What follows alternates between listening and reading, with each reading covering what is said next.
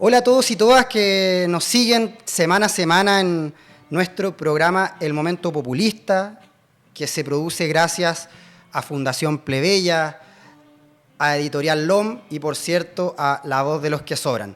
Hoy estamos ya llegando al final de esta segunda temporada, donde hemos podido conversar con las mentes populistas, plebeyas populares más interesantes de nuestro país y el mundo.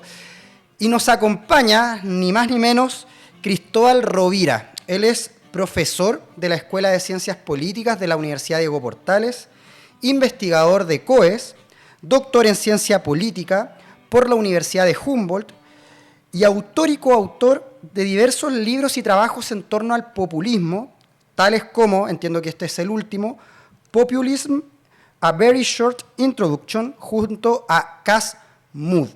¿Cómo estás, Cristóbal? Hola, hola. Muchas gracias por la invitación. No, gracias a ti por venir. Bueno, lo mencionábamos ahora en la presentación. El último trabajo que hiciste en torno al populismo lo elaboraste junto a Cas Mudde, también otra voz importante en el campo de estudios populistas. Pero particularmente nos interesa partir conversando sobre algunas categorías que tú hayas estado trabajando.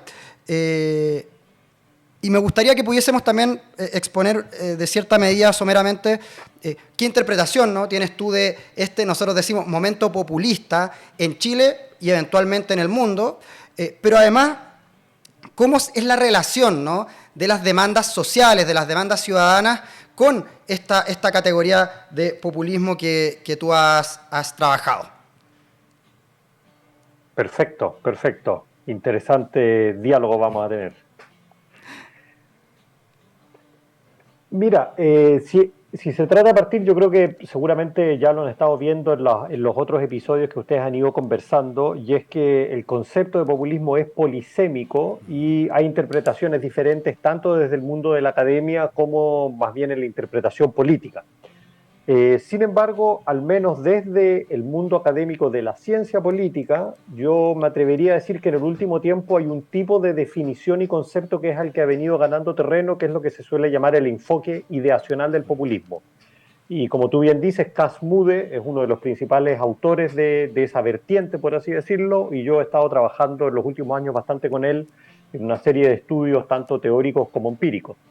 Y desde ese punto de vista, siguiendo esta tradición del enfoque ideacional, lo que nosotros hacemos es plantear que el populismo tiene que ser entendido antes que nada como un discurso, una ideología política que tiene dos características.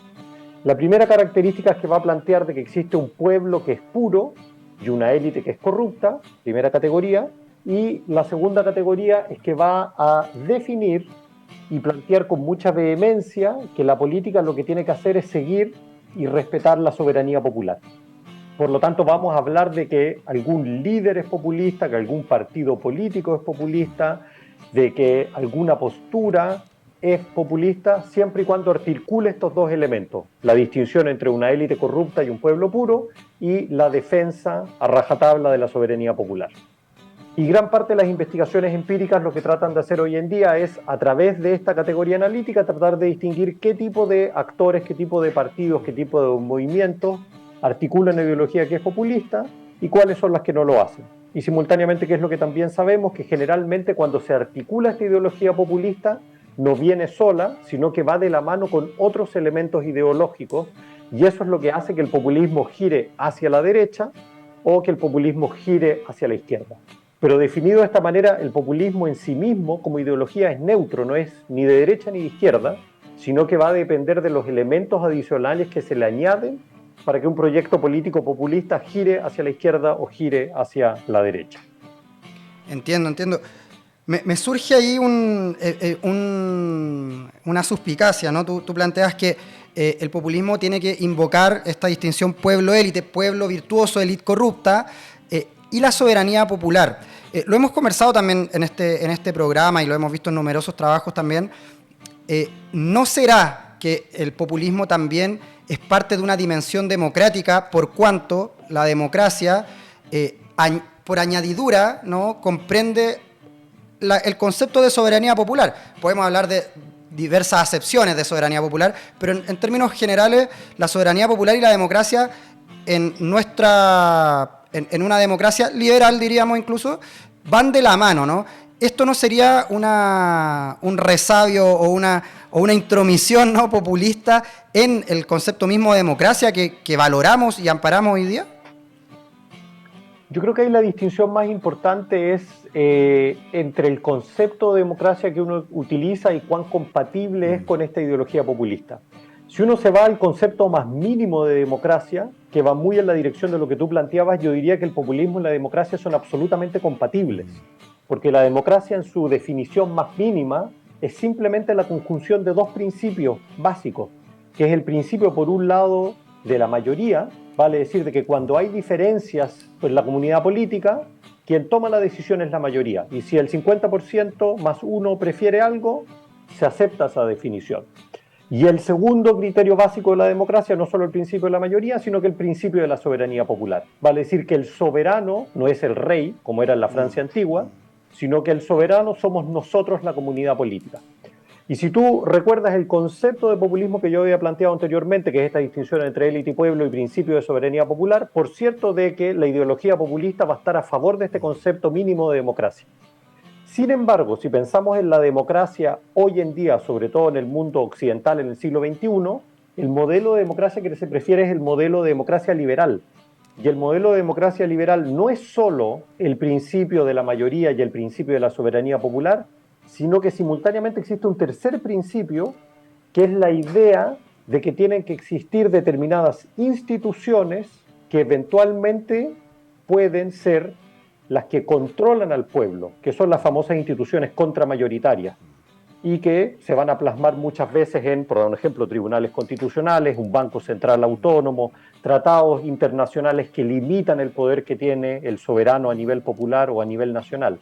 Y aquí es donde entra el conflicto entre democracia y populismo, porque el populismo no va a estar en contra de la democracia secas, pero generalmente se opone a ese componente liberal de la democracia, porque lo que va a decir el líder, el actor populista, el movimiento populista, es que no pueden existir instituciones que no están controladas por el pueblo, y por lo tanto es que va a atacar ese componente liberal del régimen democrático. Perfecto. Y en ese sentido es imposible no hacer un contrapunto, ¿no?, con la tesis populista que trabajó Ernesto Laclau, ¿no?, en La razón populista, donde él evidentemente no se abandera con la idea del populismo como una ideología, sino que lo ve más como una categoría, ¿no?, que nos permite estas demandas insatisfechas articularlas en una cadena equivalencial y con una investidura radical, nos plantea él, que finalmente termina interpretando esta equivalencia, ¿no?, entre las diversas demandas. En ese sentido, muchos y yo también en cierta medida hemos planteado la idea de que hoy día podríamos estar ante una representación de esa cadena equivalencial en el mismo, a propósito de la constituyente, ¿no? La constituyente sugirió o significó mucho más que lo que una constitución podría garantizar o sugerir. Se cargó simbólicamente la constituyente, no lo digo como el libro, sino como el proceso en sí mismo, con los anhelos de dignidad, de igualdad, de justicia social, no más corrupción, no más de lo mismo. O sea, una serie de cosas que inconmensurablemente superan lo que una carta magna en cualquier país del mundo podría garantizar, se carga simbólicamente aquello, ¿no? ¿Cómo podríamos, o cómo tú has trabajado también en torno a estas demandas, no solo en el proceso constituyente chileno, sino que en una perspectiva comparada también, cómo tú has trabajado la idea de esta división, que podría ser esta división que planteas tú, pueblo-élite, podría interpretarse el 18 de octubre chileno como algo en esas categorías, y ya tú nos dirás, ¿cómo se ve también esta dimensión de las luchas sociales y el populismo? Porque si bien tú planteas en principio, esta falta de correspondencia entre las instituciones liberales y el populismo, sí existe un fenómeno del populismo, como muchas veces se dice, como aquel intruso, como aquello que contamina, ¿no?, que va contaminando, y que es difícil decir, bueno, aquí empieza la institucionalidad, en este caso constituyente, y acá empieza el populismo. Hay una cuestión mucho más imbricada, hay una contaminación mutua que es mucho más compleja y borrosa que de entender como si fueran ítems separados, ¿no? ¿Cómo has trabajado tú en torno también este momento? Lo pongo como un ejemplo, porque es el ejemplo que tenemos en nuestro ideario más cercano, pero en términos generales, esa relación, ¿no? Claro, mira, es una muy buena pregunta que yo creo que para tratar de responderla la distinguiría en dos niveles. Uno es el nivel teórico, si tú quieres, y el otro es el nivel aplicado para el caso chileno y el momento particular que estamos viviendo, ¿no? Si partimos por el primer punto, que es más bien el teórico, yo creo que concuerdo en parte con la tesis que tú estás planteando, que lo que viene a resumir es la idea de que para que el populismo fructifique políticamente, y por esto estoy hablando no que obtenga el 2 o el 3 o el 4% de los votos, sino que logre movilizar un segmento importante del electorado, una condición necesaria para que esto suceda es que tiene que haber una desconexión muy importante entre élite y ciudadanía. Te lo pongo de la siguiente manera. Si tú tienes un partido populista que sale a la calle a decir hay una élite que es corrupta, que no escucha al pueblo, pero si esa élite en realidad es bastante armónica en el sentido de que logra canalizar las demandas de la ciudadanía, lo más probable es que ese discurso populista no va a aprender, porque va a haber poca gente en la calle que va a decir ese partido político o ese líder o ese movimiento social le hace sentido a la ciudadanía, ¿no? Y por el contrario, si tenemos una élite que está muy desconectada de las demandas de la ciudadanía, si hay una serie de demandas sociales que están siendo insatisfechas y que la clase política en su conjunto no logra de alguna manera articular, es más probable que esa retórica populista prenda, que conecte en el fondo con un nervio que está articulando la sociedad, ¿no? Y por lo mismo es que el populismo desde este punto de vista tiene que ser conceptualizado como una consecuencia de las fallas del sistema de la democracia liberal. Dicho de otra manera, mientras la democracia liberal tiene una mayor cantidad de problemas para lograr articular las demandas ciudadanas, es más probable que el discurso populista prenda. Pero visto así, el populismo no es una enfermedad, el populismo es más bien una consecuencia de un sistema democrático que no está funcionando de manera adecuada. Y por lo mismo no es una casualidad que en el siglo XXI el populismo de distintos tipos, de derecha, de izquierda, ha venido prendiendo en distintas sociedades del mundo, y eso lo que nos está mostrando es que los sistemas democráticos, los sistemas de la democracia liberal tienen falencias serias que no logran canalizar las demandas de la ciudadanía de manera adecuada. Si aterrizamos ese argumento teórico para el caso de Chile, va a funcionar muy bien, porque ¿qué es lo que sabemos? De que a lo largo del tiempo la ciudadanía chilena, lo que podemos articular es que si bien es cierto que el proceso de modernización económico en Chile ha sido bastante exitoso, en los famosos indicadores que uno puede ver, donde uno ve que hay aumento del crecimiento económico, hay una clase media que viene creciendo, hay una serie de indicadores que muestran de que Chile en cierta medida es como el mejor país de América Latina, pero no obstante tenemos una serie de otros indicadores más bien a nivel subjetivo que nos indican de que hay un malestar creciente en contra de ese modelo de desarrollo, y eso desemboca en el estallido social, ¿no? Y el estallido social desde ese punto de vista yo creo que puede ser concebido como una suerte de movimiento populista, justamente porque lo que hay es una articulación de una gran cantidad de demandas. Si es que uno se recuerda el momento emblemático y uno iba o uno ve las imágenes de aquel estallido social, no es que había una demanda, sino que había una gran cantidad de demandas, sí, que son ese conjunto de demandas que no fueron capaz la élite, y estoy hablando no solo de la élite económica, sino que también la élite política y en parte la élite cultural, no fueron capaces de procesar a tiempo, y por eso es que literalmente esto estalla y desemboca en este momento constitucional que nosotros estamos viviendo y que todavía sigue en camino abierto, ¿no? Una de las cosas interesantes de ese estallido social interpretado como movimiento populista es que tiene una característica bastante singular, y es que es un movimiento acéfalo en el sentido de que no tiene un líder personalista, que es lo que lo diferencia de muchas otras experiencias latinoamericanas. Te lo planteo de la siguiente manera: si es que en el momento álgido del estallido social hubiese habido alguien que llega a la Plaza Italia o la Plaza Dignidad y se para y dice yo voy a velar en nombre del pueblo chileno, lo más probable es que en ese momento el pueblo le hubiera dicho ¿y a ti quién te escogió? Exacto. Entonces lo que tenemos es la articulación de un movimiento populista, pero que simultáneamente yo diría que esta es una de sus fortalezas desde el punto de vista de la democracia liberal, de que no desemboca en un liderazgo personalista. Y eso yo creo que es lo que le da un elemento emancipador o democrático, porque no existe la capacidad de que exista un líder que sea el que diga yo soy la persona que logra encarnar al pueblo chileno, y lo que tenemos es que esa disputa está todavía abierta en torno a cuáles son los partidos o los líderes que logran conectar de mejor manera con ese conjunto de demandas insatisfechas. Y eso es parte del proceso de crisis de representación democrática en el cual estamos insertos hoy en día. Sí, sí, y creo que ese es un rasgo bien interesante. De hecho, hay harto debate porque hay quienes defienden la idea de que el populismo tiene que contar con un líder personificado, y hay otros también que nos plantean que ese líder no es necesariamente una persona, sino que puede ser, ¿cierto?, esta investidura, este significante vacío, diría Ernesto Laclau, ¿no?, donde logramos generar toda esta relación media libidinal que nos supone también el populismo.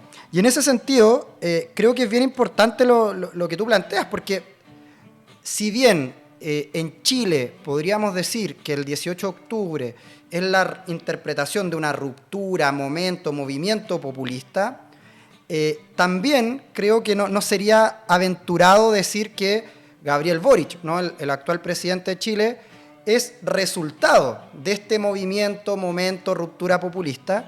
Pero, y acá te deslizo la pregunta que le he hecho a casi todos nuestros invitados, ¿es Gabriel Boric un líder populista o es solamente una de las tantas aristas que deja este movimiento populista?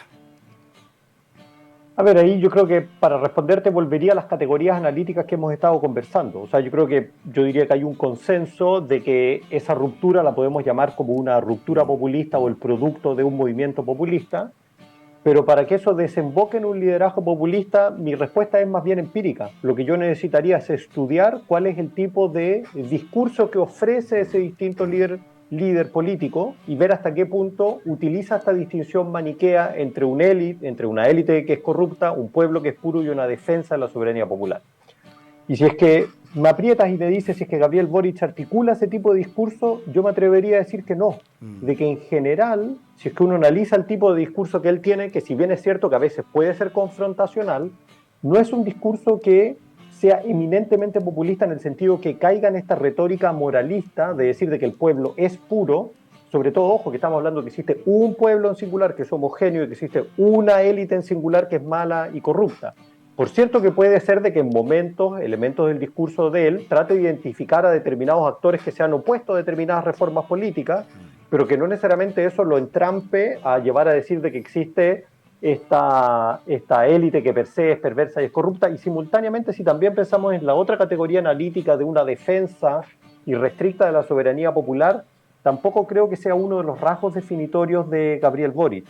No obstante, yo creo que lo que sucede es que en esta nueva izquierda chilena, pensando en el amplio arco de lo que es el Frente Amplio, donde existen distintas fuerzas políticas, yo sí creo que hay algunos actores al interior del Frente Amplio de que tienden a tener un discurso más populista, pero no es el caso de Gabriel Boric. Y en general yo me atrevería a decir que los liderazgos más emblemáticos del Frente Amplio tienen poco de discurso populista, lo cual no implica de que haya bases o segmentos al interior de el Frente Amplio que sí se jueguen más por esta tesis populista. Pero si pensamos también en Beatriz Sánchez, que fue la candidata presidencial anterior, ella tampoco tenía mucho de discurso populista.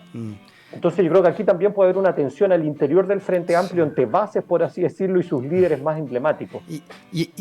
Y solamente para profundizar en el ejemplo del Frente Amplio, que me parece interesante, tú ves esta tensión entre una pulsión populista y líderes no necesariamente populistas de manera transversal, o logras identificar ciertos movimientos, espacios internos que tú dentro de tu trabajo has considerado que podrían cumplir con esas categorías? Yo creo que, insisto, lo que pasa con el Frente Amplio es que si uno lo investiga, y sinceramente yo he hecho poca investigación empírica al respecto, me baso más bien en los trabajos de otras personas, yo creo que más bien es una fuerza política que está en constante movimiento y que yo creo que en algún momento lo más probable es que va a decantar en algunas facciones que pueden estar más identificadas, pero al día de hoy lo que tenemos son estas distintas facciones que a veces sube una, a veces sube la otra. E insisto, yo creo que en algunos de esos grupos y facciones existe el segmento más populista, por así decirlo, que trata de imitar un poco lo que fue Podemos en España, sobre todo pienso en sus orígenes, con Errejón y con Pablo Iglesias, ¿no? Que ellos claramente se jugaron por un discurso populista y de hecho lo articularon justamente en contra del PSOE, por dar un ejemplo. Y es después, últimamente, que logran una coalición. Pero en el caso de Gabriel Boric y quienes son los que lideran hoy en día, creo que al revés son quienes entienden esa retórica populista, pero son no necesariamente quienes realmente las están articulando al día de hoy. Y hay que ver cómo decanta este proceso político para ver cuál es la facción de alguna manera que termina dominando y llevando el Frente Amplio en una dirección o en la otra. No, y además, para añadirle más sal a la sopa, efectivamente Podemos tenía esta distinción casta, la gente, donde la casta era todo lo que iba desde el PSOE hacia la derecha, pero acá en Chile sería muy difícil que el gobierno sostuviera una retórica así porque duerme con la casta en el sentido Podemos, y acá, claro, tendrían que... porque acá la división populista sería, creo yo, entre los 30 años y otra categoría, pero además también, así como en Podemos en España, nace del 15M esta coalición, esta organización. El Frente Amplio es preexistente al 18 de octubre.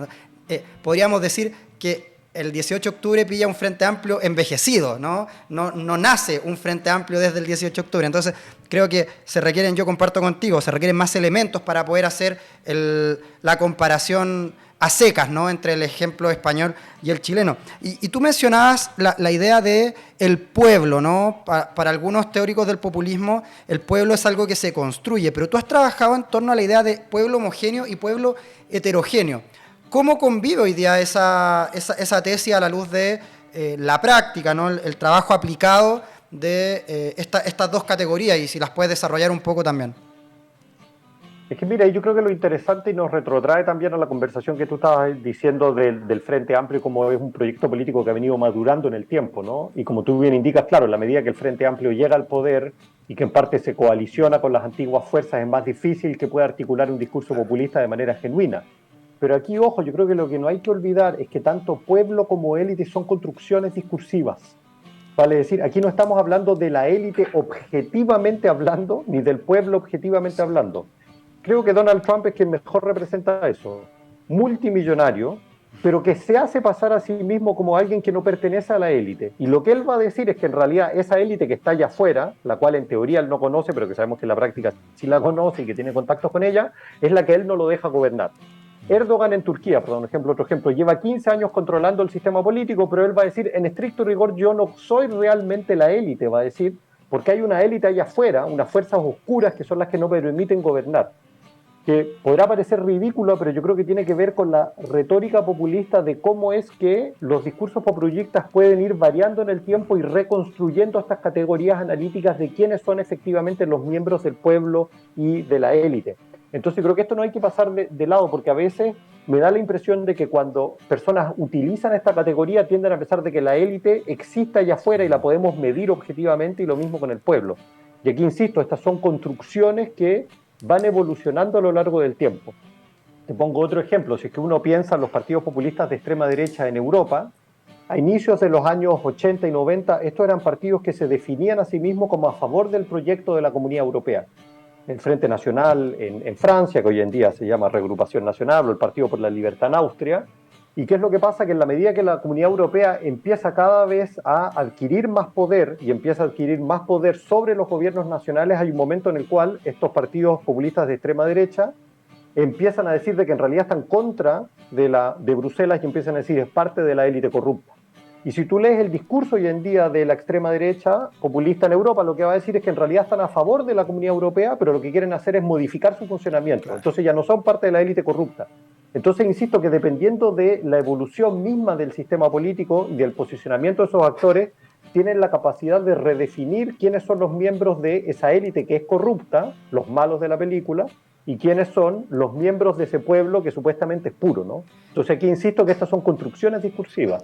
Sí, yo estoy de acuerdo. De hecho, el gran problema que me parece que ha tenido la incorporación de los estudios del populismo en nuestro país dice en relación con que se le busca incorporar estas categorías pueblo-élite dentro de los marcos de estructura socioeconómica que se suelen emplear tanto desde una lectura marxista como una lectura más liberal. En ambos espacios, de todas formas, el populismo molesta por cuanto rompe esa estructura más clásica o más vinculada a la capacidad de consumo o a la composición socioeconómica de la sociedad, y acá lo que se habla precisamente de lo que tú decías, es una convocatoria discursiva, es cómo construimos el pueblo desde un discurso, el nosotros, ellos. Y ahí me parece que hay elementos bien interesantes. Tú también has trabajado en torno al análisis de esta idea de democracia militante, ¿no? Que es un concepto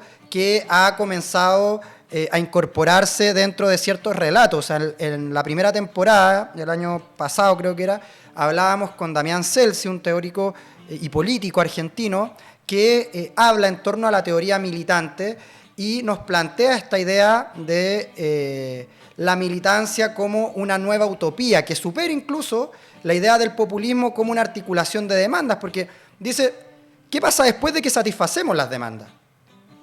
Se acaba el carácter demandante, el carácter peticionista, o es un siempre correr el cerco hacia nuevas demandas en función de las condiciones materiales o las satisfacciones culturales del momento. Entonces, él nos dice, bueno, la solución a todo esto es una utopía militante, no lo dice como democracia militante. Acá tú abordas la democracia militante desde otra categoría, ¿no?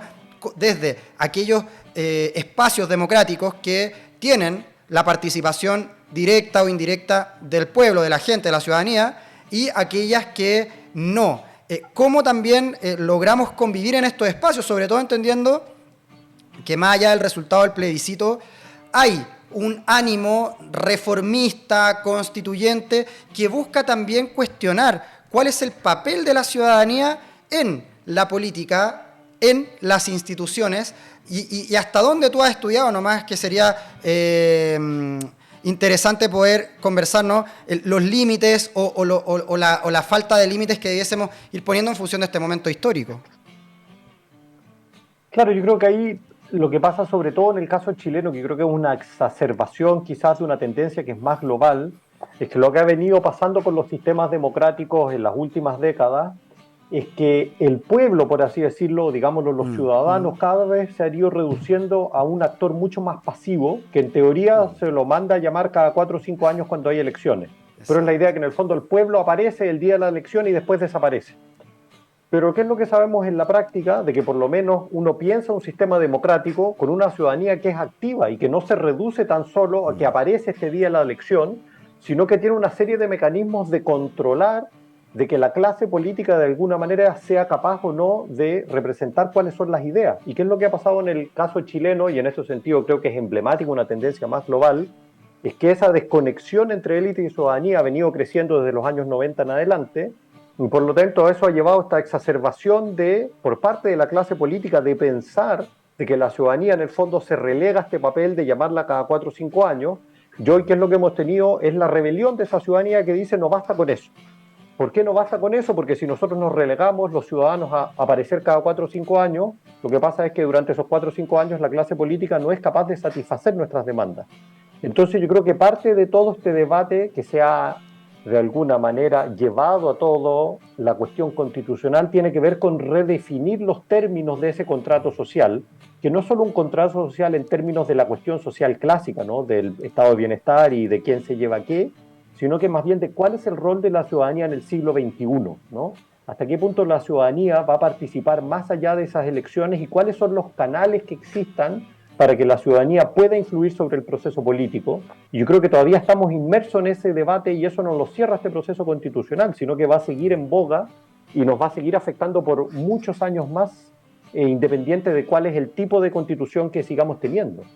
Sí, absolutamente. De hecho, me parece, hay distintas apreciaciones morales en torno, pero creo que esa es una de las gracias del populismo, que no responde necesariamente a estos procesos más, valga la redundancia, procedimentales democráticos, sino que se escapan absolutamente. Es decir, si entendemos el populismo como también parte de este proceso constituyente en Chile, no se acaba ni termina con una sanción plebiscitaria ni con una reforma en el Congreso, sino que es una demanda que va mucho más allá y que también tiene distintas vías de canalización, ¿no?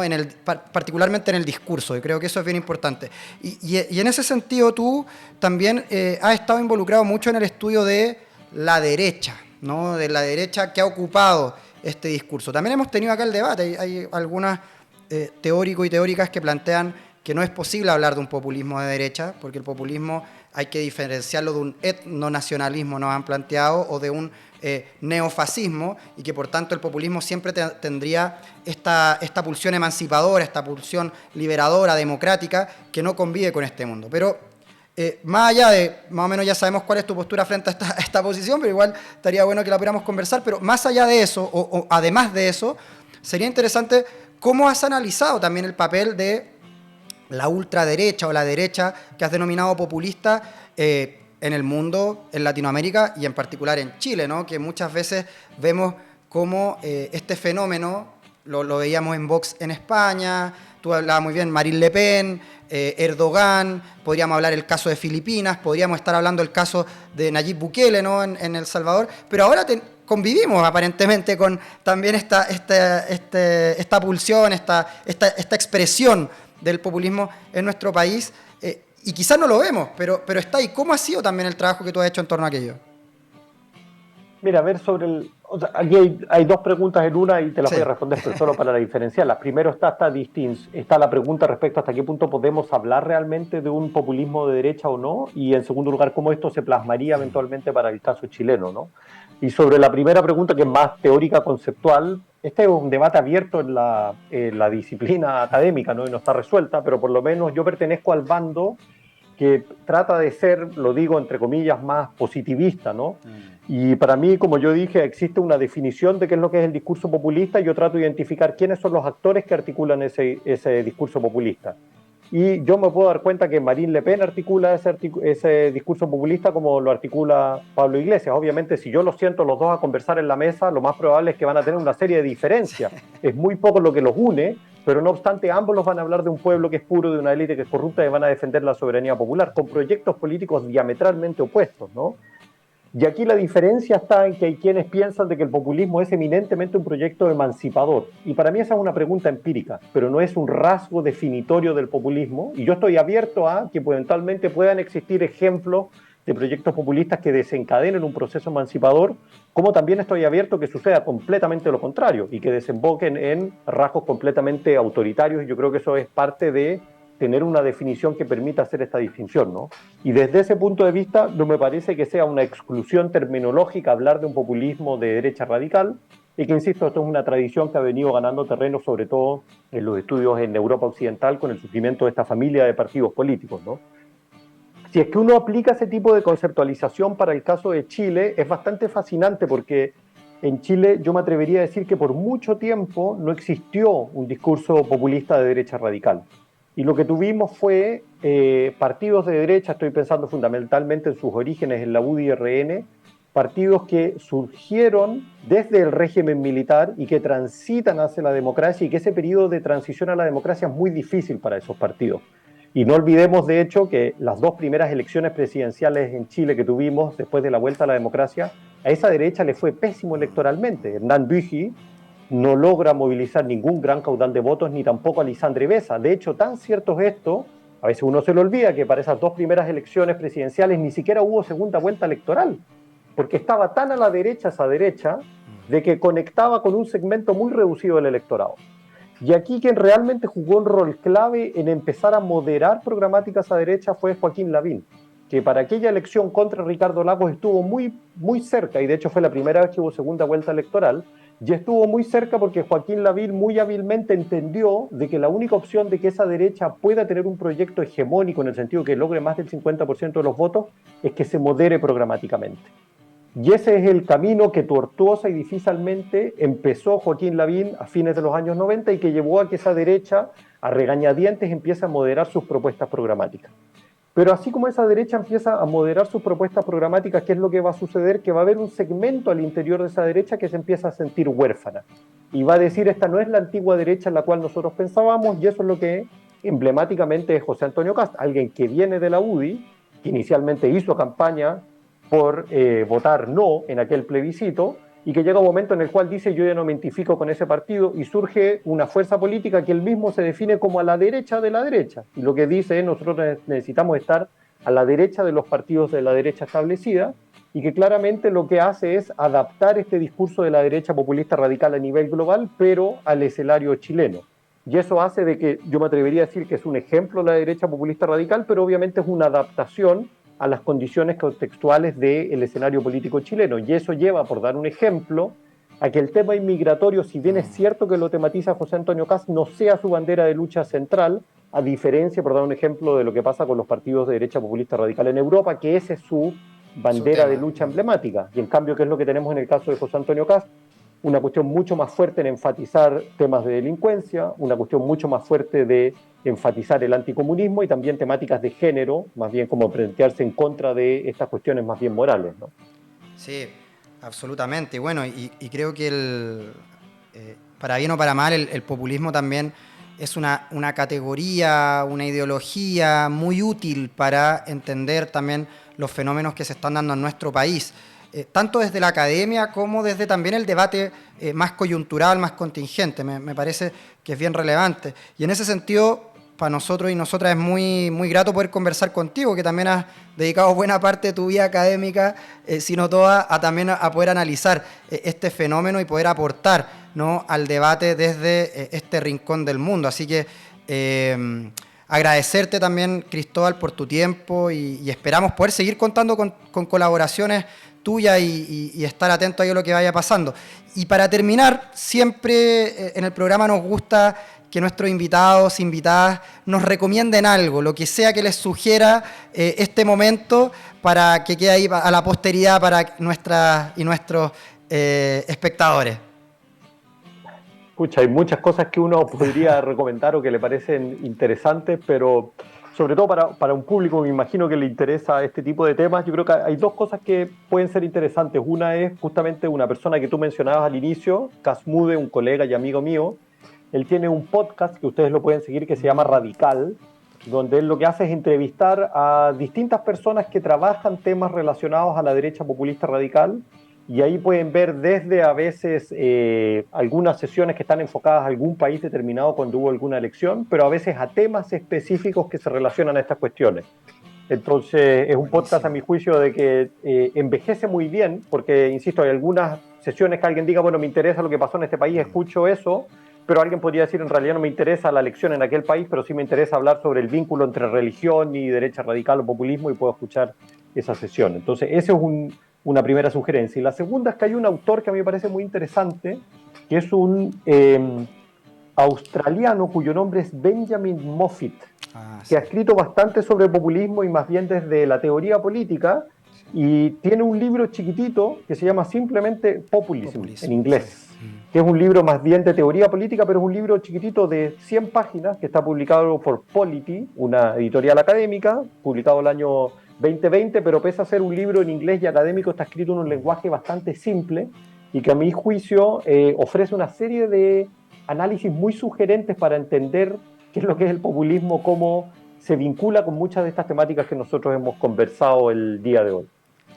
Buenísimo. Solamente el podcast de Kast Moode, Radical, ¿en qué plataforma lo podemos seguir? Está en Spotify. Perfecto. Si lo encuentran ahí, lo van a encontrar. Bueno, Cristóbal, ahora sí nos despedimos. Agradecerte nuevamente tu disposición y participación en este espacio.